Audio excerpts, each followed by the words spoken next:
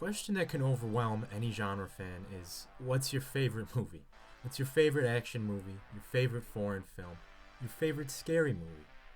It's one that always causes you to sift through the catalog in your head of movies you've seen for an on-the-spot answer. It can get pretty overwhelming, and many of us are always just going to resort to giving a renowned franchise. Keep things short, sweet, simple. I'm guilty of this all the time. When I'm approached and I'm asked, what's your favorite scary movie, favorite horror movie? I simply just resort to saying, oh, it's Halloween. Love Halloween, love the franchise. And while typical, completely fine and okay, sometimes we do want to go beyond that. Sometimes we want a deeper cut, perhaps a standalone film or a less known franchise, something that stands out and gives a sample and better understanding of what defines your taste in film. And after much sifting through my personal catalog, trying to think about all the horror movies that I've seen, I could confidently say that mine is Lucio Fulci's The Beyond. Made in the early 1980s and directed by famous Italian godfather of gore, Lucio Fulci himself, La Dilla is technically the second film within an unofficial trilogy dubbed by the fans The Gates of Hell. The first being City of the Living Dead, while the third being House by the Cemetery. These films, while having zero correlation with each other, you can watch them in any order you want if you ask me, all share a core idea. People being enticed by man-made locations like a house or cemetery that separate our world from those of the lifeless dimensions of hell. These films came out after Fulci's big break into the horror genre, Zombie 2, the sequel to George A. Romero's Dawn of the Dead, which was aptly titled in Italy, Zombie. Now, the Italian filmmakers at the time just loved to create these unofficial sequels to big American films. Take, for instance, Claudio Fragasso's Night Killer, promoted as Texas Chainsaw Massacre 3 in Italy. And now keep in mind, the killer in this film dons a sharp set of claws as his weapon, drawing inspiration from a completely different horror icon of the time. Or Bruno Mattei's Cruel Jaws, which was marketed as Jaws 5, even beyond the Italian borders. This trilogy makes for a great first-time watch, especially if you're craving an introduction into 80s Italian grindhouse. But I'll save a deep dive into the trilogy for later. For now, we're going to be sticking with The Beyond. Now, it's really kind of a wonky way of putting it, but The Beyond to me is unequivocally one of the most aesthetically horror movies out there. The entire film carries a heavy and wretched tone throughout. It's got that trademark violence that many Italian greats are famous for. It feels nasty and gross, but at the same time, it has a sheen sense of extravagance and mystery as well. This clash of opposing styles, sickly, dreadful, gothic horror with just a little bit of mystique, creates a film that is difficult to look away from.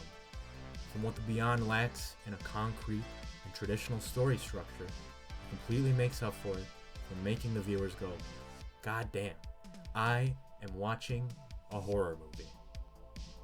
Speaking of, the story is what I would imagine turns away many viewers from an initial watch. It's weird, it's confusing, it's over the top, it's nonsensical. And while all of these are debatably true, I think, for lack of a better phrase, it's besides the point. Films don't always need their primary attention on a compelling story to be a good film. Film is a visual medium at its core that can be a terrific way of setting an atmosphere or mood rather than telling a captivating story. That's why both general movie fans and horror fans alike put on a horror flick around Halloween. You're trying to create a spooky atmosphere.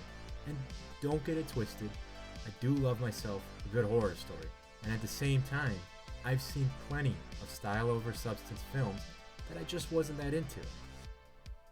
Good atmosphere is presented with a combination of well-crafted cinematography, set pieces, special effects, a good score, and solid direction overall to keep things glued together.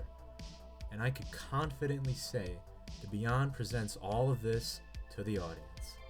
Throughout the film, we see some beautiful, slow and steady camera work when Fulci wants the scene to be moody and brooding, and when the action is about to hit the fan, he pulls us in for some fast-paced zoom-in shots, letting us know to buckle in for some disgusting gore sequences. Now, being a Fulci horror flick, you know these sequences were just outstanding. As with much of the crew, Fulci had staff from some of his other films on board, including makeup artists Gianetto De Rossi and Maurizio Trani, both of whom collaborated with Fulci in Zombie 2, New York Ripper, and House by the Cemetery. De Rossi was also the makeup artist in David Lynch's Doom and Rambo 3, whereas Maurizio saw himself working on projects like Zombie Holocaust and Piranha 2. These two provide the audience with what we expect from a Fulci horror flick. Eyeballs popping, stinky, vile-looking ghouls, exploding bloody heads, all the good stuff.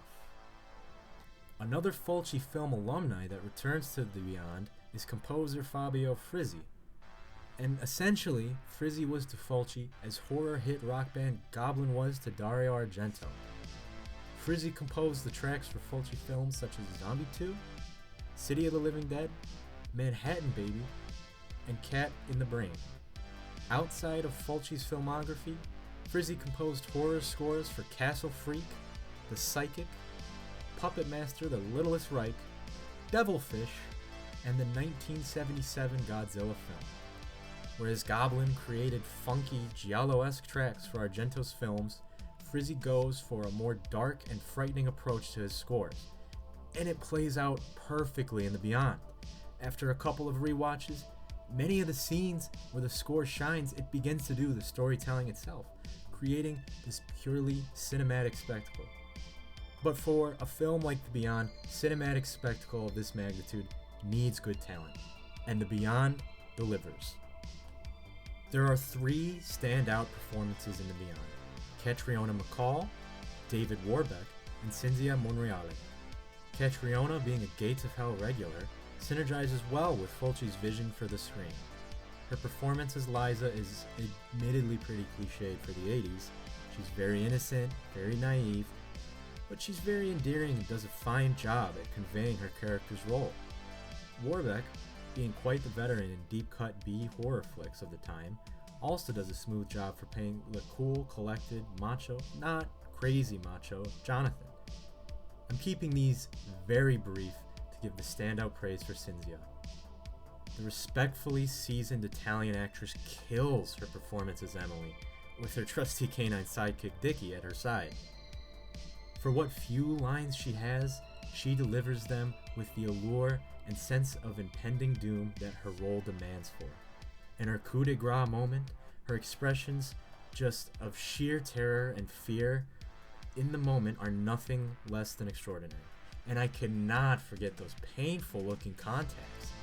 There's a ton of close-up shots of many people's eyes throughout the film, and when we get a close-up of Emily's, it gives off a sense of staring directly into the gates of hell. It provides a warning to those who dare toy with powers they cannot contain. Needless to say, I've got to give my kudos for Cinzia for wearing them, as in interviews she claimed she was only able to wear them for mere minutes at a time. Truly, a display of talent to remember and cherish for horror fans. I could go on for easily another 60 minutes on this film that I just simply adore. I could give a plot synopsis, giving every last little detail on the film, spoilers and all, but that's not something I went out to do. Besides, something like that, it's just a search away.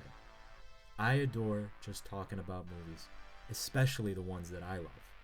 And I love hearing people tell me about one of their favorites, horror or not, and just go off on a tangent that shows just how passionate and moving and inspiring that a film makes them feel. This is kind of my way of expressing that to the world with one of my personal favorites. And Lucio Fulci, he lived a rather tragic life. His wife taking her own life in 1969, one of his daughters ill-fated to be paralyzed after a horse riding accident shortly after, critics, both Italian and international, dismissing his work for being little more than exploitative schlock, and passing away all alone in the 90s after having to move into a much smaller and less fortunate living space shortly beforehand. He deserves more for his work and dedication to the craft, but it does warm my heart to see him have a well-deserved cult following years later. Going to see this film at the Music Box Theater in Chicago with a pretty sizable crowd, it was an incredible experience I had. It was sort of comedic seeing the split crowd. On one half, you saw many laughing at the inevitable comedic nature that 40-year-old B horror movies entail for many. But on the other half, you saw all the Fulci nerds trying to keep some degree of cinematic purity. And that's okay. Cinema is supposed to make you feel something. Whether it's just putting you in a better mood and having a few laughs, or inspiration drawn from the screen. It's all fair game. The Beyond for first-time viewers, it might be confusing or just outright gratuitous depending on their familiarity with Italian horror of the era or Fulci's filmography up to that point, and both of which I don't claim to be an expert in. It's gory, it's gross, and it's confusing, I get it. But if you ever feel compelled to give it another watch, you'll slowly begin to appreciate it for the masterpiece that it is more and more.